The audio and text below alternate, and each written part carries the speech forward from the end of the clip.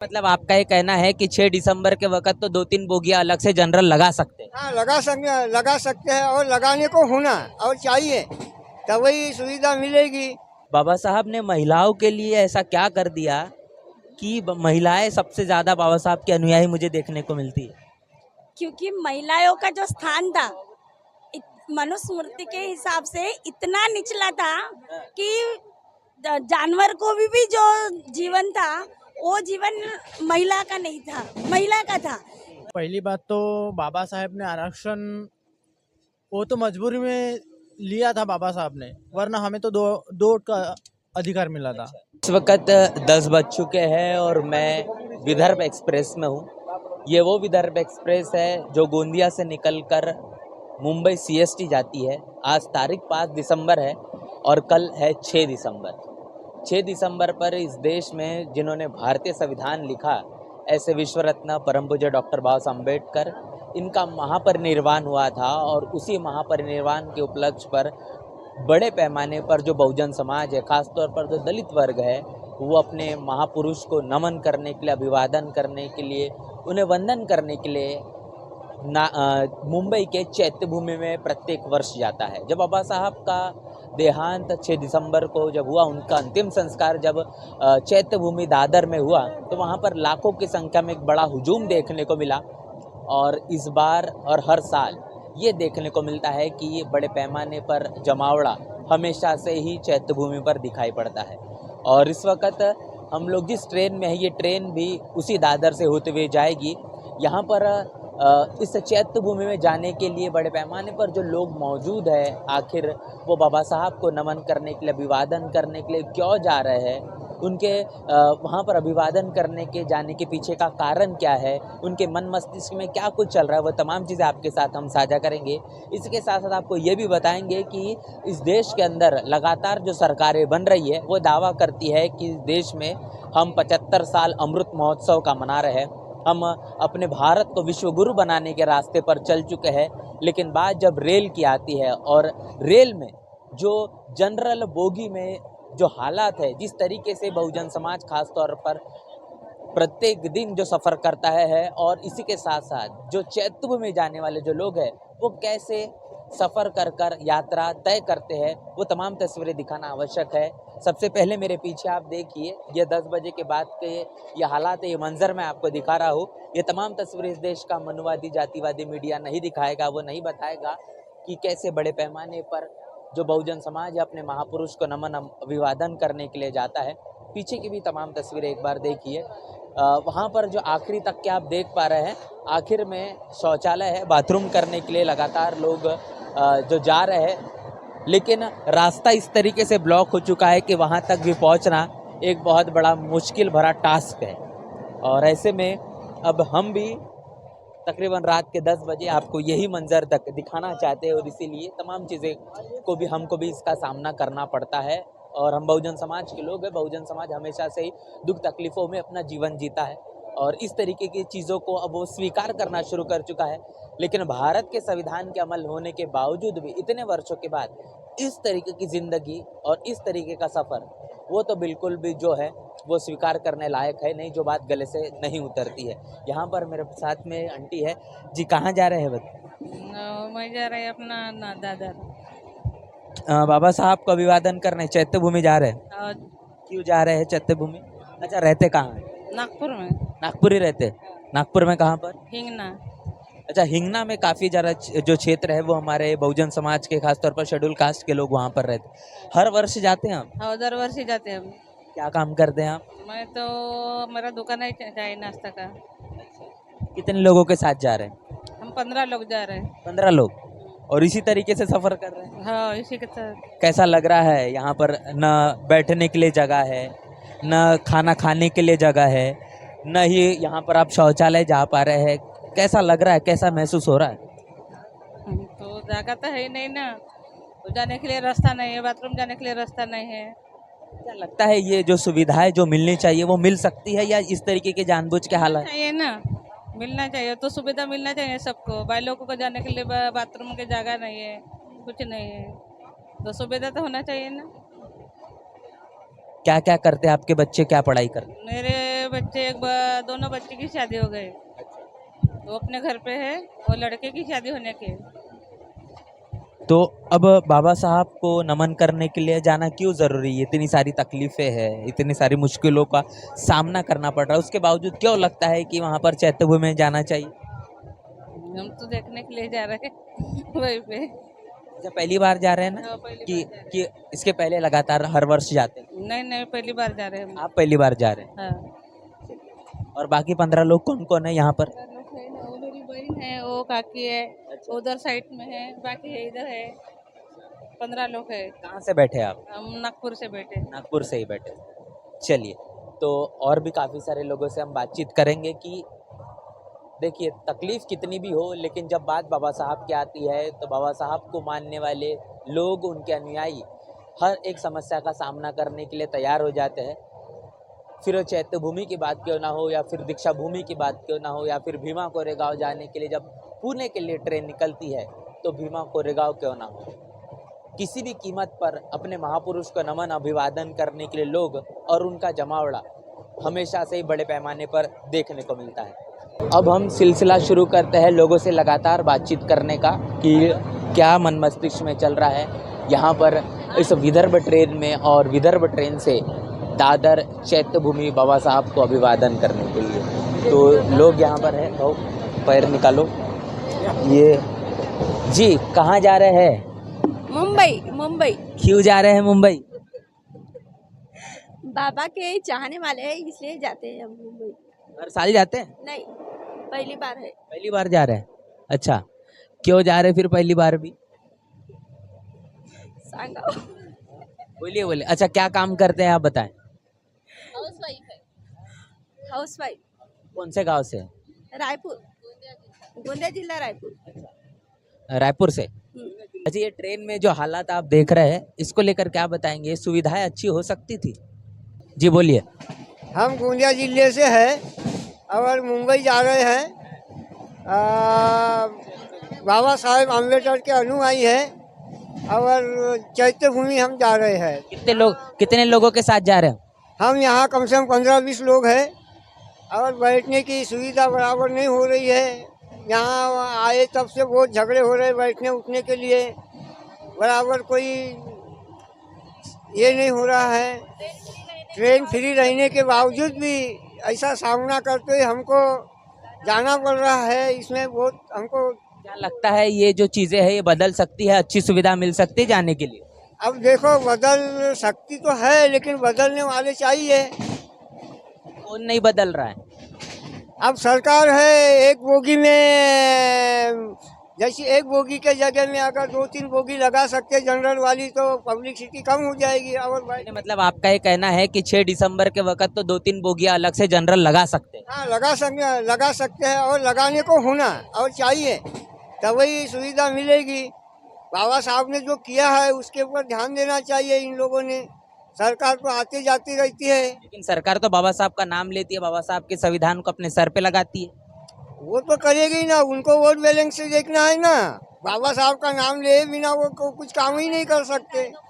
आए बाबा साहब के कायदों पे चलती नहीं है वो। बाबा साहब के कायदों पे नहीं चलते हो तो बोलते हम संविधान को मानते हैं। हाँ, बस बोलते हैं वो अपने कार्य इसके लिए, लेकिन चलते नहीं। अंकल जी, आप कहाँ जा रहे हैं? चैत्य भूमि जा रहे हैं? पहली बार जा रहे हैं? नहीं, भी ये दूसरी बार है। दूसरी बार है। पिछली बार कब गए थे? मतलब गए साल में गया था। पिछली बार गए थे और इस बार जा रहे हैं, क्या सोच लेकर जा रहे हैं? क्यों जा रहे हैं? क्या कारण है? नहीं, अब जाते हैं तो हम जा रही है, ऐसा कुछ सोच की बात नहीं है। चैत्य भूमि जाते हैं इसलिए जा रहे हैं। बाबा साहब को नमन करने जाना, बाबा साहब को अभिवादन करना क्यों जरूरी लगता है? जरूरी नहीं, अभी वो हम मतलब जा रहे हैं हर साल, तो अभी भी जा रहे हैं। क्या लगता है क्या किया बाबा साहब ने आपको? क्या किया यानी क्या नहीं किया, ये बताओ आपने। क्या नहीं किया बाबा साहब ने, क्या नहीं किया बताओ ना, आप ही बताओ। आपको नहीं मालूम? हमको तो पता है, लेकिन बहुत सारे लोग अभी भी उस चीज को नहीं जान पा रहे कि बाबा साहब ने कुछ भी नहीं किया। बोले क्यों जाते? बोले लोग 6 दिसंबर, क्या जरूरत है इतने सारे लोगों को वहां पर भीड़ इकट्ठा करने की? नहीं, बोलते हैं ऐसा लोग, आप चर्चा में देखते, बातचीत करते लोग ऐसा। उन लोगों की बात है, लेकिन हम जाते हैं तो उनको नमन करने के लिए जाते हैं ना, लगातार जनरल बोगी में सफ़र करके और इसी के साथ साथ लोगों के बीच जाकर उनसे बातचीत करने का जो हम कोशिश कर रहे हैं और वो तमाम तस्वीरें हम आपको दिखा रहे हैं। यहाँ पर काफ़ी सारे लोग हैं। पैर थोड़ा हटा लीजिए। अंकल जी कहाँ जा रहे हैं बताओ, जी कहाँ जा रहे हो? दादर दादर जी दादर जी दादर में क्या है? चैत्य भूमि बताओ, दादर का है बताओ। हाँ चैत्य कहाँ से बैठे हो? नागपुर से। नागपुर से? नागपुर में तो बाबा साहब ने धम्म दीक्षा दी थी।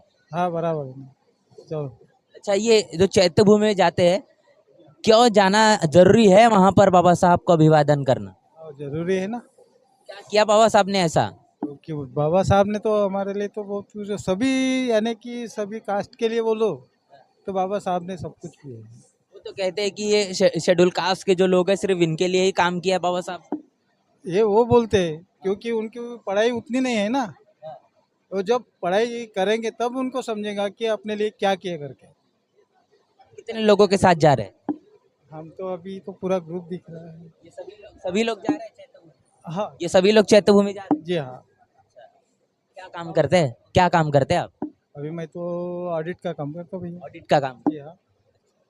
तो हर साल जाते हैं कि इस बार पहली बार जा रहे हैं? नहीं वैसे तो हम डेली कब कब जाते हैं बोलना, लेकिन ये अभी जो 6 दिसंबर को ये फर्स्ट टाइम है। अच्छा, मेरे को ये बताइए कि जो हालात में अब लोग हम सभी लोग जा रहे हैं, आप भी यहीं पर है, हम भी यहीं पर है, यहाँ पर बैठने के लिए जगह नहीं है, वॉशरूम आप देख रहे हैं, आप मेरे सामने से ही गए, किस तरीके से हालात में यहाँ पर सफ़र किया जा रहा है, क्या लगता है ये सुविधाएं बदल सकती है, इसमें बदलाव हो सकता है, ऐसा लगता है आपको? अभी बदलाव बोले तो क्या है कि उन्होंने स्पेशल कुछ बोगी लगाने को ना था ना, ये उन्होंने लगाए नहीं, इसकी वजह से थोड़ा प्रॉब्लम जा रहा।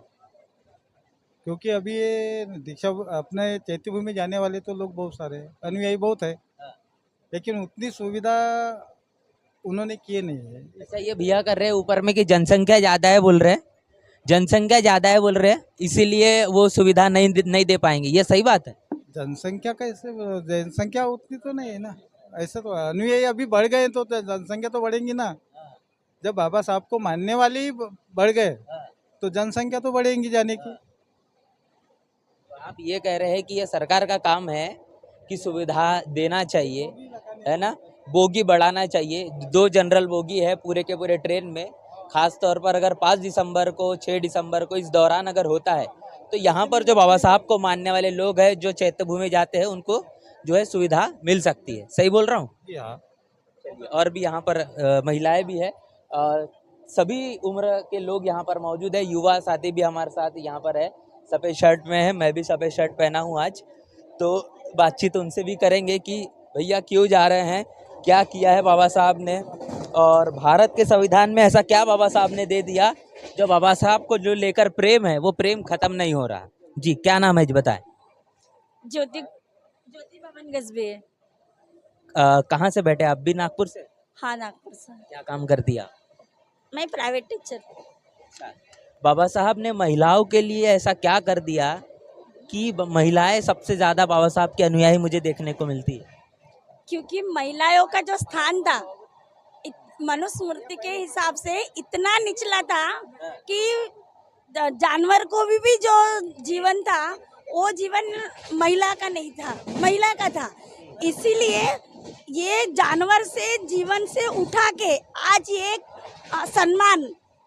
सम्मान जगह पर उसको एक न्याय मिल रहा है, कुछ सम्मान मिल रहा है, कुछ उसकी इज्जत हो रही है। ये जो हो रही है वो बाबा साहेब की वजह से हो रही है। अगर बाबा साहेब नहीं होते ना तो आज जो इतनी महिला है कि नहीं थे घर में पड़ी रहती और सभी आज जेंट्स दिखते हैं और सब घूंघट में रहती है और हम उसके कौन नौकर रहते, वो हमारे मालिक रहते। अगर बाबा साहेब नहीं होते ना तो आज हमें सब महिला यहाँ पे नहीं होती और वहाँ अभिवादन करने नहीं जाती और ना घर से तो निकलती ही नहीं। पहले ही बोलते आदमी लो चल घर में बैठ, तो घर में बैठ। ये पहले की जो मनुस्मृति सोच थी उसी को बाबा साहब ने हटा के एक समानता का लेवल दिया। बुद्ध का विचार बाबा साहब ने संविधान में दिया और वो संविधान के हिसाब से महिलाओं को अधिकार मिल गए और ये जिनमें पात्रता है, कुछ अपने अधिकार निकालने की इच्छा है वो निकालती है और अपना अधिकार पा लेती है और जिसको नहीं निकालना वो आज भी कचरे जैसी जीना जी लेती है। तो इसलिए बाबा साहेब की वजह से हमें सब कुछ आज महिला के बदला गया है। तो बुद्ध और उनका धम्म की भी आपने बात की है। बुद्ध और धम्म से जिंदगी जीना, ये क्यों बताया बाबा साहब ने? क्यों बुद्ध और धम्म को ही उन्होंने अपनाया? हाँ, क्योंकि बुद्ध और धम्म, बुद्ध का विचार ही शील है। सबसे जीवन में शील महत्व का है, शील और ज्ञान। लेकिन बाबा साहेब भी बोलते हैं और बुद्ध भी बोलते हैं कि जितना ज्ञान जरूरी है उतना शील बहुत जरूरी है। अगर ज्ञान कितना भी हो लेकिन शील नहीं हो, जैसे जो 5 शील दिए गए हैं, किसी हिंसा मत करो, चोरी मत करो, व्यभिचार मत करो, किसी की चुगली झाड़ी मत करो, झूठ मत बोलो और कोई भी व्यसन मत करो। अगर ये शील कोई करता नहीं है तो उसका जीवन एक आदर्शमय जीवन है। ये बुद्ध का विचार है।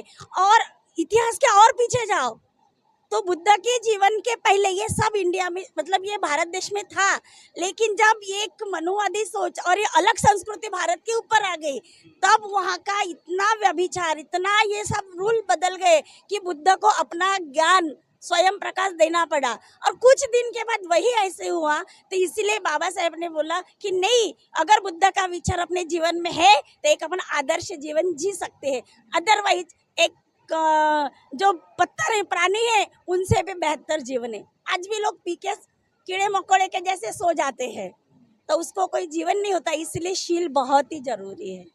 और ये बाबा साहेब ने अपने के अच्छा इंसान, खुद पहले स्वयं विकास करो, बाद में दूसरे का। बाबा साहब महिलाओं को लेकर एक बात कहते हैं कि मैं समाज में या समाज की जो प्रगति है वो महिलाओं की प्रगति से आंकता हूँ। और जिस समाज की जो महिलाएं हैं वो बोलने के लिए तैयार है, अपनी बात को रखने के लिए कहने की सजग है, निश्चित रूप से समय के मुताबिक उस समाज का परिवर्तन, उस समाज में जन जागृति बड़े पैमाने पर देखने को मिलेगी।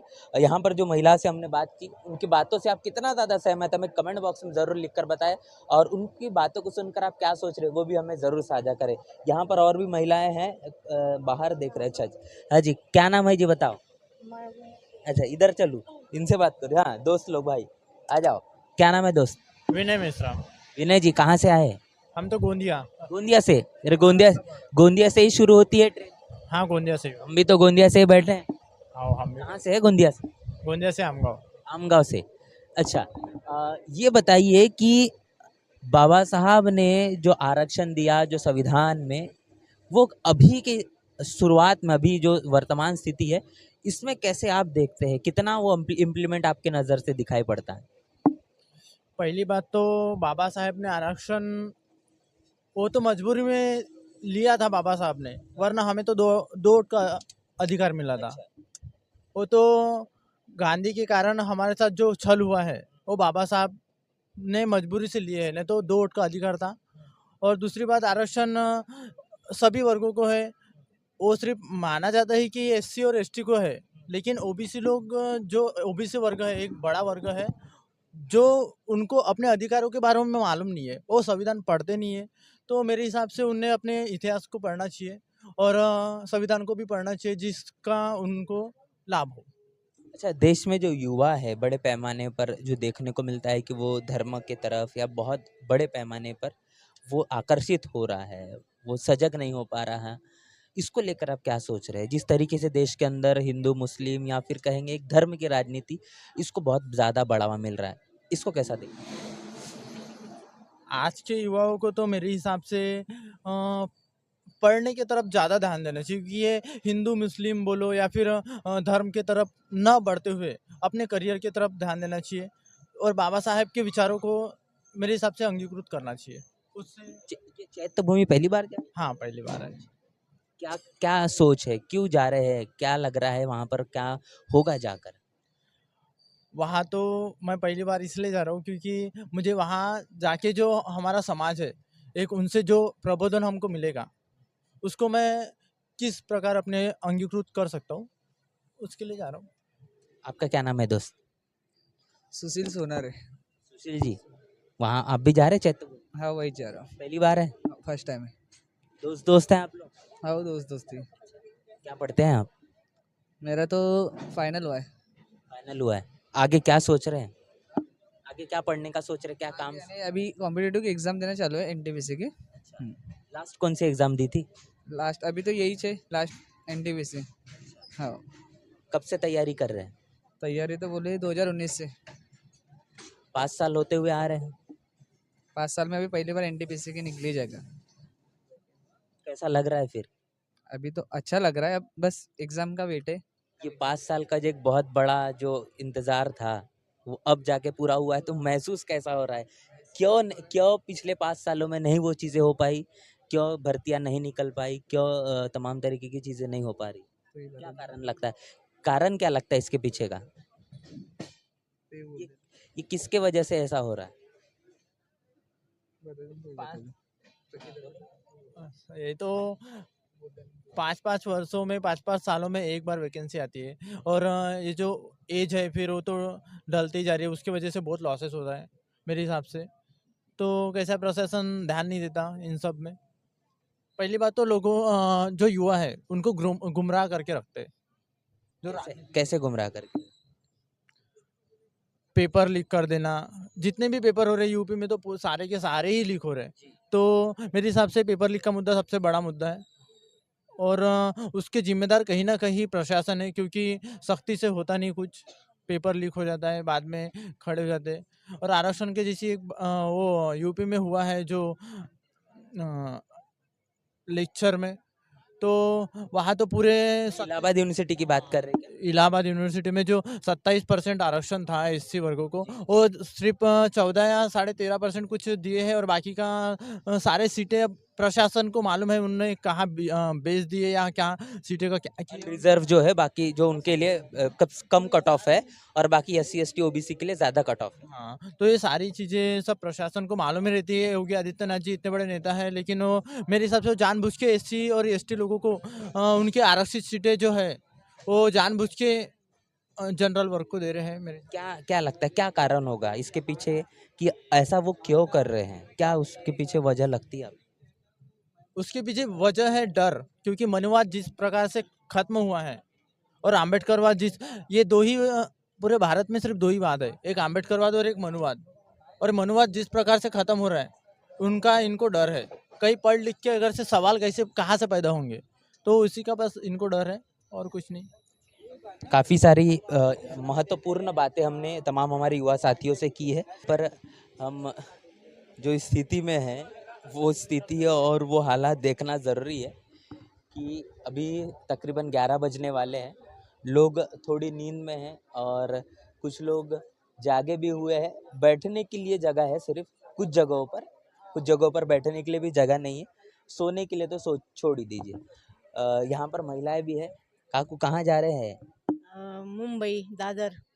पहली बार जा रहे हैं हाँ। चैत्य भूमि बाबा साहब के पास?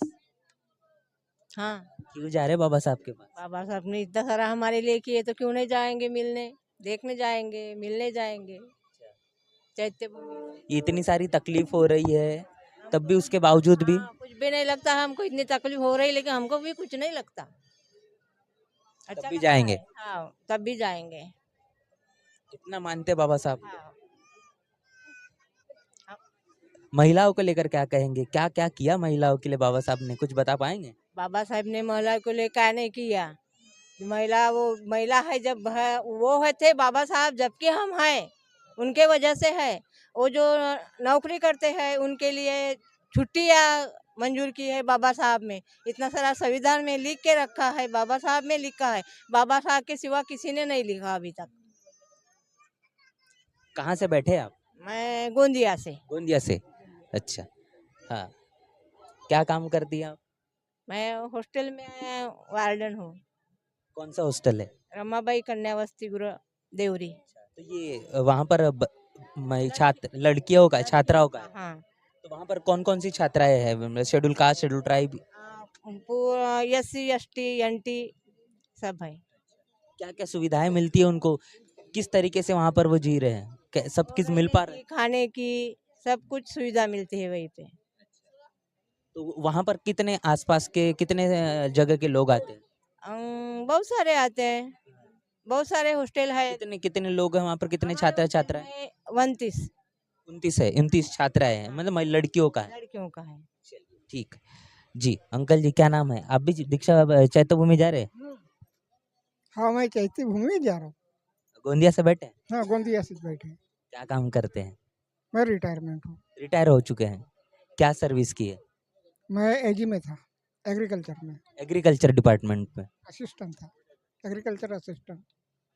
ये कर्मचारियों को लेकर तो बड़ी जिम्मेदारी बताए हैं बाबा साहब ने। हाँ? हाँ, कौन बोले कि कर्मचारियों के लिए जिम्मेदारी नहीं है, और वो अपना अपना कर्तव्य निभा रहे। निभा रहे हैं? लग रहा है आपको? बाबा साहब तो बड़े दुखी थे कर्मचारी को लेकर आखिरी समय में अपने जीवन के। वो दुखी थे, कर्मचारियों को लिए सुखी भी, कर्मचारी सुखी भी हुई है और दुखी भी है। जो ईमानदारी से करता है वो सुखी है, और जो बेईमानी से करता है वो गंदा है। बाबा साहब को लेकर ईमानदारी है कर्मचारियों में अभी भी? अभी भी ईमानदारी है, कौन बोलता कि ईमानदारी नहीं है। बाबा साहब ने बोले कि अपनी कमाई का जो है 20वां हिस्सा जो है वो देना चाहिए, 5% कमाई अपनी जो पगार की देनी चाहिए। हाँ हाँ, देते क्या हैं। लग रहा है अभी भी वो दे पा रहे हैं लोग? जो देने वाले हैं वो देते हैं, और जो देने वाले नहीं है वो अपन तो बोल नहीं सकते। ईमानदार कौन है इस दुनिया में? ईमानदार कौन है इस दुनिया में? मेरे को ये बताइए। न बाबा है न बेटी है। सही बात है। बाबा यानी कौन? पंडित लोग। वो ईमानदार है? आपको लगता है कि वो ईमानदार है?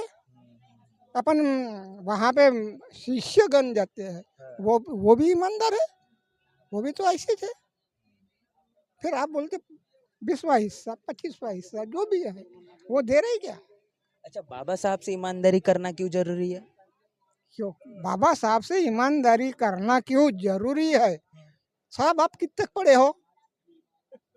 नहीं, मेरे से जबकि आप पूछ रहे। जी जी। हाँ, तो आप कितने तक पढ़े हो? मैं ज्यादा नहीं पढ़ पाया। नहीं, जब लोगों का इंटरव्यू ले रहे हैं आप, तो ऐसे छोटे मोटे तो लोग ले नहीं सकते। छोटे मोटे लोग ले नहीं सकते, जो पढ़े लिखे हैं वही ले सकते हैं। अभी बताइए आप एक कर्मचारी थे, कर्मचारी होने के नजरिए से आपको क्या लगता है कि बाबा साहब से ईमानदारी बरतना क्यों जरूरी है? हाँ, बाबा साहब से ईमानदारी बरतना क्यों जरूरी है?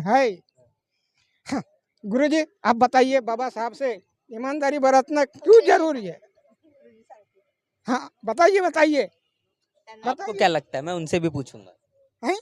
ईमानदारी बरतना जरूरी है। ये हमारी माता है, उस जमाने की 4थी स्कूल में पढ़ी है, 4थी क्लास। इनसे भी पूछो कि बाबा साहब के दरबार में क्यों जा रहे, चैत्य भूमि क्यों जा रहे? साहब आपका सरनेम बता दीजिए। और हाँ, आपका सरनेम वो बोलिए। मेरा नाम मैं बताता हूँ। मेरा नाम पराग महेंद्र है। हाँ, मैं भी गोंदिया से ही हूँ। गोंदिया से हो। और ये कहाँ, ये हमारा जो चैनल है वो नेशनल चैनल है, जिसका नाम नेशनल चौपाल है। नेशनल चौपाल जी, हमारा चैनल लखनऊ से चलता है। लखनऊ से चलता है? अरे हम रहते गोंदिया में हैं। चलिए ठीक है। हाँ जी सर। जी सर, क्या नाम है? आप भी जा रहे हैं चैत्य भूमि? जी जा रहे हैं। क्या नाम है? देखो मेरा नाम सुधीर मिश्राम है। मैं कोकना ग्राम से आया हूँ, सड़क अर्जुनी तालुका, जिला गोंदिया। मैं अभी ये तो रिजर्व वाला एरिया है। कौन सा? हाँ, रिजर्व वाला एरिया है। तो वहाँ से हम जा रहे हैं अभी चैत्य भूमि। कितने लोग हैं आपके साथ? हमारे साथ है 8-9 लोग हैं ना गांव के, तो सब लोग जा रहे हैं। आप पहली बार जा रहे हैं? नहीं, हम तो हर बार जाते हैं। हर बार जाते हैं? अच्छा, यही मैं सवाल फिर से दोहराता हूँ, क्यों जाना जरूरी है बाबा साहब को अभिवादन करने 6 दिसंबर में चैत्य भूमि? हाँ, बाबा साहब को अभिवादन करने के लिए जाना इसलिए जरूरी है कि उन्होंने हमारे लिए जो किया है वो आज तक के किसी ने किया नहीं, और करेगा भी नहीं कोई हमारे लिए। बाबा साहब ने जो किया है हमारे लिए शिक्षण की व्यवस्था की, हमारे लिए संविधान बनाया, और उसकी वजह से हमारे हक अधिकार हमको मिल रहे हैं। और जो कुछ भी, जो आज मैं यहाँ पे हूँ, वो सिर्फ उनकी वजह से हूँ। अगर मर भी गया चैत्य भूमि तो भी कोई गम नहीं, और बड़ी बात कह दी आपने। तो भी कोई गम नहीं, इसलिए हम जाते हैं और अभिवादन करके ही आएंगे। भीड़ होती है, कहते हैं 5-5 किलोमीटर की लाइन लगती है। भीड़ तो बहुत होती है, वहाँ करोड़ों से लोग आते हैं, और लोग आएंगे भी क्योंकि उनको आस्था है। और उनको आस्था इसलिए है कि जो पिछला वर्ग था, जो गया गुजरा समझते थे उस टाइम, उस टाइम पानी नहीं मिलता था, खाने को नहीं मिलता था, पीठ पे झाड़ू था, मुंह पे मटका था। तो ये सब व्यवस्था उन्होंने हमारे लिए पूरा छुआछूत बंद कर दिया। और अगर ये टाइम अगर हम नहीं गए तो कभी हम जा नहीं सकते। और इसलिए हम अभिवादन करने के लिए वहाँ जाते हैं, और भीड़ कितनी भी रहे, चाहे मर भी गए तो कोई गम नहीं। देश की स्थिति काफ़ी सारी जो है वो बदलते हुए दिखाई दे रही है। क्या लगता है इस बीच में बाबा साहब का संविधान और बाबा साहब के संविधान को जो कहीं न कहीं कमज़ोर करने की कोशिश की, इसको कैसा देखते हैं? अभी बाबा साहब ने कहा है कि मैंने जो संविधान दिया है वो चलाने वाले पे डिपेंड है कि वो कैसे चलाता है। अब तुम्हारे हाथ में बोले तलवार दिए तो उसका उपयोग तुम रक्षा करने के लिए करते कि तुम किसी को मारने के लिए करते, वो तुम्हारे ऊपर डिपेंड है। अभी क्या हुआ है, अभी की सरकार ऐसी है कि उसका दुरुपयोग चालू है। कैसे? कैसे बोले तो अभी हमने कभी 2 उप मुख्यमंत्री देखे नहीं थे, अभी वो देखने पड़ रहे। अच्छा, महाराष्ट्र की राजनीति। महाराष्ट्र की राजनीति, अब केंद्र की राजनीति देखे तो हमने कभी ईडी का नाम सुना नहीं था। जब से केंद्र में मोदी सरकार बैठी, ईडी का नाम सुन रहे। अरे वो तो कह रहे हैं कि हमने तो देश को नंबर 1 बना दिया है। नंबर 1 बनाया, वो सब लोगों को दिख रहा है ना। अभी इलेक्शन हुआ महाराष्ट्र का, हाँ, नंबर 1 बनाने के लिए उन्होंने क्या किए कि लाडली बहन योजना लाए लाडली बहन योजना, और नंबर 1 बना दिए। तो महिलाओं को जब आर्थिक मदद की जा रही तो अच्छी बात है, इसमें क्या दिक्कत? अच्छी बात है, आर्थिक मदद करो, लेकिन वो मत करो। कैसे? फिर क्या करे? तुम खाली चुनावी जुमला मत करो। तुम हमारे जैसे युवाओं को रोजगार दो, तो तुमको लाडली बहन को पैसे देने की जरूरत नहीं है। अगर 1,500 रुपए के महीने में अगर हमारी गृहिणी का जरा घर चल रहा है तो उन्होंने बताना, नहीं चल सकता। अगर 1,500 देना है तो वो मत दो ना। तुम नौकरी दो ना, 10,000 की नौकरी दो, 15,000 की नौकरी दो। अगर नौकरी दिया तो 1,500 देने की जरूरत नहीं है, सीधी सी बात है। अब 2 करोड़ हर साल रोजगार देने की भी तो बात की थी। 2 करोड़ देने की बात की थी, 15-15 लाख देने की बात की थी, अच्छे दिन लाने की बात की थी। अब ये सब चुनावी जुमला है, वो उन्होंने ही कहा है। वो एक टीवी चैनल पे देखा मैंने, शाह बोल रहा था, अमित शाह बोल रहा था, बोले 15 लाख देने की बात की थी। बोले ऐसे तुम्हारे जैसे रिपोर्टर ने पूछा था उसको, अरे बोले वो चुनावी जुमला है, बोले वो करना पड़ता है। बोले अब उसमें जनता मूर्ख है कि वो उनके चुनावी जुमले में जा रही है, सीधी सी बात है। वो खुद बोल रहे हैं ना कि ये चुनावी जुमला है। अब 15 लाख कहाँ से आए? इधर 15 लाख के जगह 15,100 रुपए दे रहा है। अब लोगों को चूतिया बनाने के काम आए ना। तो क्या लगता है ये जो स्थितियां देश के अंदर में ये कभी बदल सकती है? अभी बदलने की उम्मीद कर सकते हैं? बाबा साहब की विचारधारा जो है वो महाराष्ट्र में कभी सफल हो सकती है? देखो, जब तक कैसा है, चलाने वाले अच्छे नहीं रहेंगे ऊपर, तब तक संविधान का कोई महत्व नहीं रहेगा। अब संविधान तुम्हारे हाथ में है, अब तुम कैसे चलाते वो उनके ऊपर डिपेंड है। अगर उन्होंने लॉ एंड ऑर्डर अगर यूज करना चालू किया तो एक भी अगर जुर्म दिखेगा तो नहीं दिख सकता, अगर लॉ एंड ऑर्डर अच्छे से उन्होंने यूज किया तो। लेकिन यहाँ पे कैसा है, यहाँ पे सब अगर किधर कुछ हो जाता है, किधर गुनाह हो गया तो ये क्या है, कोई मंत्री का बेटा रहता है, कोई किसका बेटा रहता है। अभी अभी की बात है, इधर ये अपना कौन सा प्रदेशाध्यक्ष, उसके लड़के ने वो उड़ाया था अभी, हाँ, वो मंत्री का बेटा छूट गया। उसने डायरेक्ट बोल दिया, बेटा तो उसका था, लेकिन उसने डायरेक्ट बोल दिया कि ड्राइवर था करके। अच्छा, एक बात बताइए कि बाबा साहब को जो मानने वाले लोग हैं वो कभी देश के ऊपर, महाराष्ट्र के ऊपर राज करेंगे? लगता है आपको? महाराष्ट्र के ऊपर राज तो नहीं करेंगे, लेकिन राज तो लाएंगे एक दिन, उम्मीद कर सकते हैं। उम्मीद कर सकते हैं। क्योंकि नगीना से हमारा एक बंदा आ गया अभी, तो ऐसे ही अगर एक 2 आ गए तो हम संविधान को बचा भी सकते हैं और अपना राज कर भी सकते हैं। जी, क्या बोल रहे हैं? अकोला से हूँ मैं। अच्छा, तो जैसे तुमने ये पूछा मोदी सरकार का, तो उसके बारे में जो तुमने लाड़की बहन के बारे में सोचा, अब पहले तो तुमने फटाफट लाड़की बहन के पैसे डाल दिए, अब क्यों नहीं डाल रहे? तो अब बोलते 2 व्हीलर है, खेती है। पहले नहीं थी क्या खेती? पहले खेती नहीं थी, अब खेती हो गई। अब बंद करने का है तो ऐसे ऐसे इल्जाम ला रहे हैं, तो क्या करेगी? तो सरकार तो बनाना था, सरकार बन गई। अच्छा, सरकार तो बन गई, अब क्या करेंगे? लेकिन जो लाड़की बहन का तुमने मुद्दा उठाया था, तो अब तो हमारे कान पे जैसे 2 व्हीलर है, जो पहले नहीं दिखी 2 व्हीलर उनके घर को, पहले खेती नहीं दिखी उनके घर को, तो पहले तो सभी बहना हो गया था। अब जिसके घर को 2 व्हीलर है उसको नहीं पैसा, जिसके घर को खेती है उसको वो बहन नहीं उसकी। फिर अब क्यों ऐसा? अब क्यों नहीं पैसे डाल रहे? पहली जो बहन थी वो लड़की और अब पराई हो गई। अब पराई हो गई, पहले लाड़की थी, अब पराई हो गई। हम तो जा रहे हमारे बाप के घर को, बाबा साहब के पास। बाबा साहब के पास। हमारे बाप है वो, तो हम तो उनके लिए जाएंगे ही। मर भी जाए मिट भी जाए, इतनी गर्दी भीड़ भाड़ में हम जाएंगे। 20-20 किलोमीटर लाइन लगती है, फिर भी जाएंगे। और हर साल जाएंगे। हर साल जाएंगे और एक ना एक दिन संविधान का नाम निकालेंगे। अच्छा, ये काफ़ी सारे लोग बोलते हैं कि ये 6 दिसंबर में और 6 दिसंबर के आसपास की जो तारीख है, इस दौरान चैत्य भूमि नहीं जाना चाहिए, बहुत तकलीफ होती है। बहुत सारे लोग बोलते हैं ऐसा। तो बोलते हैं तो तबलीग की हमारी एक शक्ति है ना, जैसे ये बाबा साहब ने जो जो लोग तबलीग हो गई। जो बोलते हैं ऐसा, उनको क्या बोलेंगे? उनको क्या बोलते हैं, वो उनकी राय है, हम अपनी राय रख लिए। हम अपनी राय रख रहे हैं, वो उनकी राय रखेंगे। हम तो मरने के भी लिए तैयार है ना। तो बाबा साहब ने इतना किया और उन्होंने क्या क्या नहीं झेले, तो उनके बराबर तो हम कुछ भी नहीं है। ये 1 रात 2 रात 3 रात ये क्या है हमारे लिए, कुछ भी है मैंने। कहाँ जा रहे हैं बताएं? मुंबई, कहाँ? मुंबई में कहाँ? जहाँ बाबा साहब का घर है, वहाँ बाबा साहब के घर देखने। और जब बाबा साहब जो उठे हमारे दिल में बैठे है, वो दिल में बैठे हैं। हम बाबा साहब को अच्छे ढंग से चाहते हैं।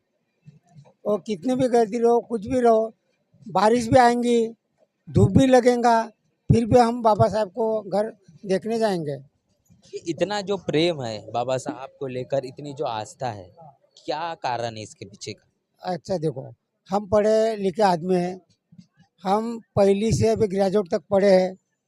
और हम जो शिक्षण लिया है वो बाबा साहब की मेहरबानी है। बाबा साहब ने जो राज्य घटना संविधान लिखा ही नहीं होता तो हम इतने बड़े होते नहीं और पढ़ते नहीं। आप यहाँ पे खड़े हैं, किन के वजह से खड़े? संविधान के वजह से खड़े हैं। जो देश का पंतप्रधान है, देश का राष्ट्रपति है और देश का मुख्यमंत्री है, वो किनके वजह से पड़ा है? बाबा साहब के वजह से पड़ा है। यानी सबसे बड़ा कौन है? बाबा साहब आम्बेडकर है। इसीलिए उनको नमन करने के लिए जाना जरूरी है। ये मेरी 3री बार है। इसके पहले 2 बार जा 2 चुके। बार जा चुका हूँ मैं। तो अभी अगले साल और जाएंगे? अगले साल ऐसा मैं बोल नहीं सकता, 2 साल के बाद और जा सकता हूँ। अच्छा, क्या काम करते हैं? मैं बिजनेसमैन हूँ। मेरे पास कृषि केंद्र है, कपड़ा दुकान है। कितने लोग हैं आपके साथ? मेरे साथ 9 लोग हैं। मैं गोंदिया डिस्ट्रिक्ट का हूँ। चलिए, तो हम लगातार जो बात, एक काम करते देता रहा शुरुआत। तो साथियों, लगातार लोगों से बातचीत करने का सिलसिला जारी था। विदर्भ एक्सप्रेस की तमाम वो तस्वीरें हम आपके बीच रख रहे थे। और इस ट्रेन से जो चैत्य भूमि बाबा साहब का अभिवादन करने के लिए, उनके महापरिनिर्वाण पर जो लोग जा रहे हैं, उनके मन मस्तिष्क में क्या चल रहा है, क्या वो सोच रहे हैं बाबा साहब को लेकर, देश के अंदर चलने वाली तमाम राजनीति और अनेकों जो मुद्दे हैं, उस पर उनके क्या विचार है, वो हमने आपके बीच रखा है। पूरी की पूरी चर्चा, बातचीत को लेकर आपकी राय, आपकी प्रतिक्रिया और जिस मंजर को आपने देखा है, उसको लेकर क्या सोच रहे हैं, लिखकर कमेंट बॉक्स में ज़रूर बताएं। बने रहे नेशनल चौपाल में। मिलते हैं नए वीडियो में, तब तक के लिए जय भीम, जय भारत।